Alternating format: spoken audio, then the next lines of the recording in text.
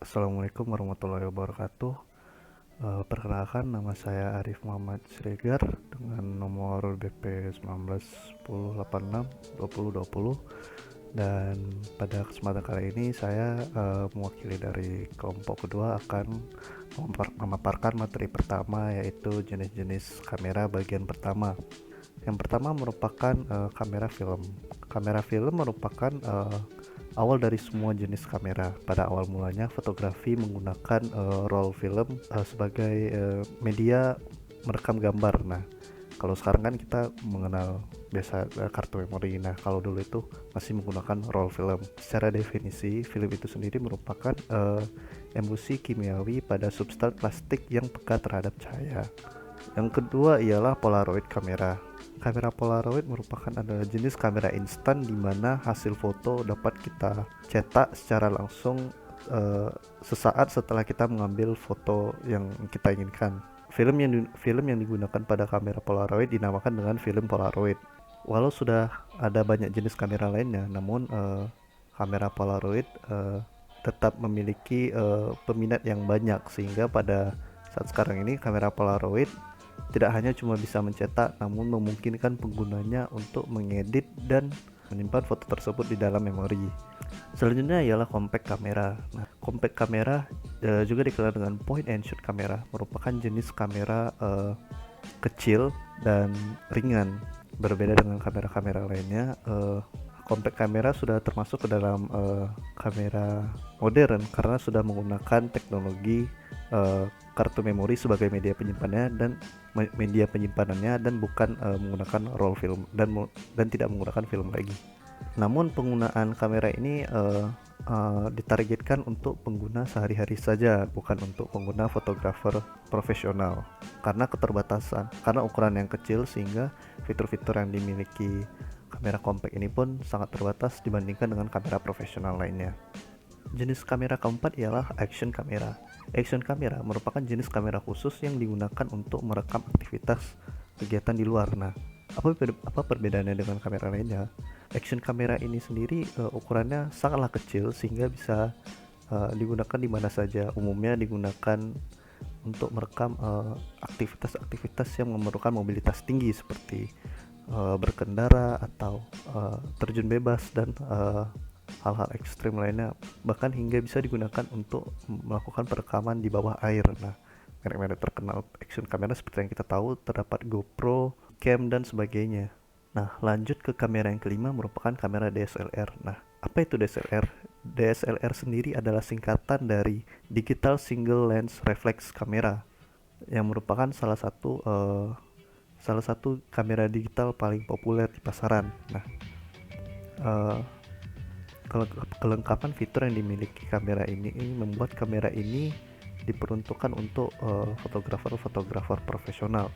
Fitur-fitur tersebut diantaranya merupakan resolusi yang tinggi, pengaturan kamera yang sangat lengkap mulai dari exposure, aperture, ISO dan sebagainya, dan juga berbagai mode yang disediakan oleh kamera ini. Lalu kapabilitas kamera ini untuk mampu mengganti lensanya sesuai dengan lensa yang kita butuhkan. Nah, lanjut ke kamera yang selanjutnya ialah kamera mirrorless. Perbedaan signifikan di antara kamera DSLR dengan kamera mirrorless adalah ukuran kamera mirrorless yang lebih compact dibandingkan DSLR. Namun, ukuran yang kecil tidak membuat kamera mirrorless tidak dilengkapi berbagai fitur layaknya DSLR. Namun, perbedaan yang dapat kita amati dengan jelas dari kamera DSLR dengan mirrorless adalah biasanya pada kamera mirrorless, viewfinder yang disajikan dalam kamera mirrorless berbentuk digital dan tidak optik seperti di kamera DSLR. Yang ketujuh merupakan ialah bridge kamera. Bridge kamera merupakan kamera yang menjembatani antara kamera compact dan DSLR. Kamera ini memiliki lensa yang tetap dan tidak dapat diganti-ganti layaknya kamera compact, namun memiliki kualitas foto yang mendekati kamera DSLR. Meskipun hadir dalam lensa yang tidak dapat diubah-ubah atau lensa tetap, sebagian besar kamera bridge memiliki rentang fokus seperti lensa tele yang memiliki kemampuan zoom hingga 50% bahkan 60% dengan stabilisasi yang mumpuni. sehingga tetap bisa digunakan untuk memotret kegiatan seperti olahraga maupun alam liar. Yang kedelapan ialah 360 degree kamera atau kamera 33 atau kamera 360 derajat. Kamera 360 derajat merupakan kamera sesuai namanya yang dapat digunakan untuk mengambil foto 360 derajat. Karena kamera ini memiliki banyak POI atau point of interest. Seperti halnya kamera action. Kamera ini tersedia dalam ukuran yang kecil hingga dapat dipasang di berbagai permukaan seperti di drone, di tubuh, di helm, mobil, dan sebagainya. Perkenalkan, nama saya Muhammad Al-Farizi Nisper dengan BP 1910863001. Pada kesempatan kali ini saya akan melanjutkan materi dari rekan saya, yaitu tentang jenis-jenis kamera. Kamera berikutnya ialah kamera rugged kamera atau kamera tangguh. Kamera ini dikatakan tangguh karena kamera ini dapat bertahan dari goncangan dan juga tahan terhadap air, sehingga kamera ini dapat memungkinkan kita untuk merekam di kegiatan bawah laut ataupun mampu bertahan di suhu rendah serta goncangan. Kemudian jenis kamera ini yang mirip dengan kamera compact atau kamera saku. Namun perbedaannya tentu terdapat pada kualitas build dari kamera ini yang memiliki ketahanan yang lumayan tangguh, lebih tangguh, yang apabila kamera ini jatuh atau masuk ke dalam air, tentunya kamera ini akan tetap aman-aman saja gitu. Kemudian selanjutnya ialah kamera studio. Kamera ini biasanya berukuran sangat besar, berukuran besar dan cukup berat untuk digunakan apabila dan oleh karena itu terdapat sebuah tripod yang membantu kinerja dari kamera tersebut. Tripod ini biasanya dilengkapi juga dengan roda dan rel yang disebut dengan dolly, ataupun menggunakan pedestal studio yang merupakan sebuah seperti halnya dengan tripod, namun dapat memutar mengendalikan kamera untuk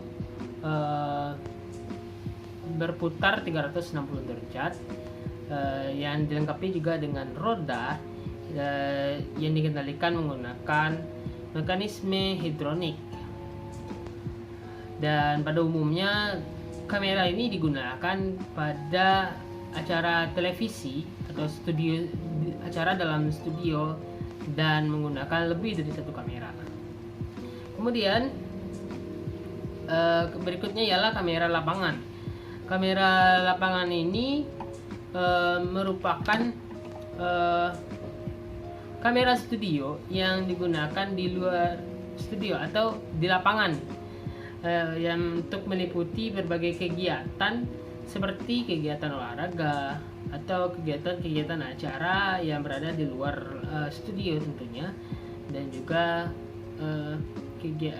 peliputan berita peristiwa yang kejadiannya di luar.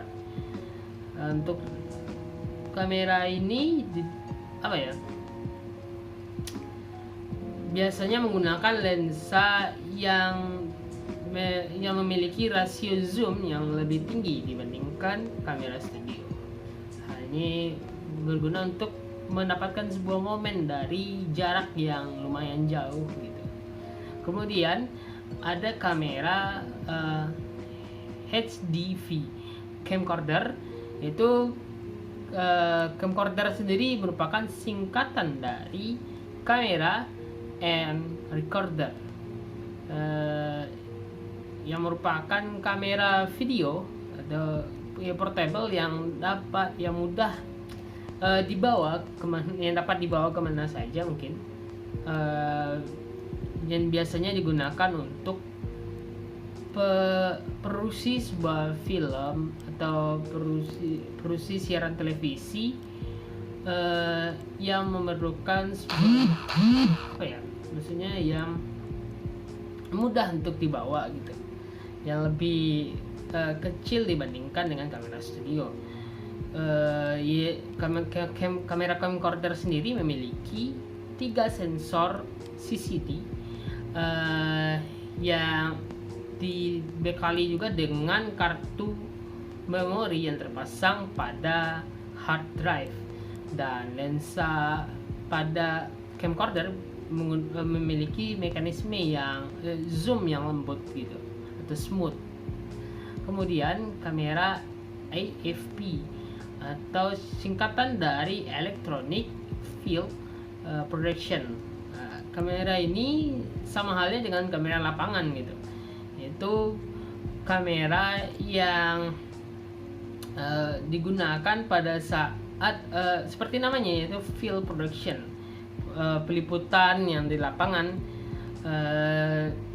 di luar studio, seperti mungkin film dokumenter atau membuat meliput konser,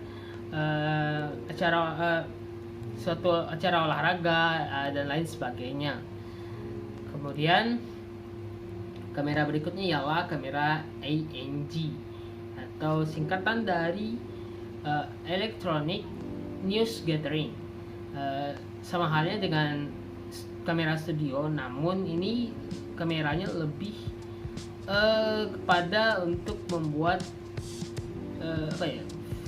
digunakan oleh operator dari kamera jurnalistik, yang biasanya kamera ini lebih mudah dibawa gitu, tidak menggunakan tripod seperti kamera studio, dan biasanya kamera ini diletakkan di bahu gitu, ada pegangan di bahu.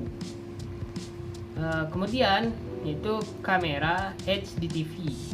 Kamera ini digunakan baik di studio maupun di lapangan. Umumnya kamera ini menghasilkan gambar yang lebih tajam, warna yang lebih baik, dalam kontras antara gelap dan terang gitu, dibandingkan kamera studio atau kamera televisi standar gitu, yang kamera ini tidak bergantung pada improvisasi sistem pemindaian, melainkan kamera ini membutuhkan CCD yang berkualitas tinggi dan alat pemrosesan sinyal, serta viewfinder dan monitor yang dapat mengakomodasi gambar secara horizontal yang dengan aspek rasio 16:8. Kemudian yang terakhir ialah kamera sinema digital. Kamera ini merupakan kamera HDTV yang super khusus atau kamera camcorder yang dapat menghasilkan gambar dengan resolusi yang sangat tinggi tentunya. Biasanya di mana kamera ini memiliki sensor CMOS yang sangat tinggi, yang yang memungkinkan kamera ini dapat menghasilkan gambar dengan resolusi 4K hingga 8K gitu. Baiklah, sekian yang dapat saya sampaikan tentang jenis-jenis kamera. Untuk materi selanjutnya akan dilanjutkan oleh rekan saya. Baiklah teman-teman semua, untuk materi selanjutnya saya akan membahas mengenai perkembangan teknologi kamera.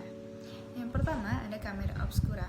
Kamera obscura ini merupakan kamera pertama di dunia yang ditemukan oleh ilmuwan muslim yaitu Al-Hazan pada tahun 965 Masehi. Kamera ini dikembangkan dengan konsep lubang kecil di kotak gelap yang disinari cahaya yang kemudian mampu menghasilkan gambar. Lalu hampir 900 tahun setelah kamera obscura ini ditemukan, Jason Isofort menemukan konsep fotografi yang praktis yang kemudian dinamakan daguerreotypes. Selanjutnya yang ketiga ada pelat kering collodion yang sudah mulai digunakan sejak tahun 1857 dan terus berkembang Hingga tahun 1878 ditemukan emulsi gelatin yang dapat meningkatkan sensitivitas kamera sehingga kamera bisa mengambil gambar secara spontan. Nah, kemudian yang keempat ada Kodak dan kamera film yang pastinya sudah familiar bagi para fotografer tahun 90-an. Nah, perkembangan kamera di film ini sudah dimulai sejak tahun 1885 oleh George Eastman dan kemudian berkembang lagi menjadi celluloid pada tahun 1888. Kamera film ini dinamakan Kodak yang kemudian dikenalkan kepada masyarakat luas pada tahun 1888. Nah, lalu yang kelima ada kamera compact yang diteliti oleh Oscar Banach menggunakan film 35 mm untuk membuat kamera yang dapat menghasilkan perbesaran gambar dengan kualitas yang sangat baik. Nah, akhirnya pada tahun 1913 terbentuklah prototipe Leica. Nah, setelah beberapa kali mengalami perkembangan fitur, kamera Leica ini mulai dijual secara luas pada tahun 1923. Nah, dari sinilah muncul perusahaan pembuat kamera saingan Leica, yaitu Canon, yang hingga kini begitu populer. Yang keenam, kamera TLR dan SLR. TLR merupakan kepanjangan dari Twin Lens Reflex, sementara SLR adalah akronim dari Single Lens Reflex. Kamera TLR dimulai dibuat oleh Franchi dan Heydek pada tahun 1928. Sementara kamera SLR sebagai perkembangan lebih lanjut mulai diproduksi sejak tahun 1933. Yang pertama kali menggunakan 127 broad lens.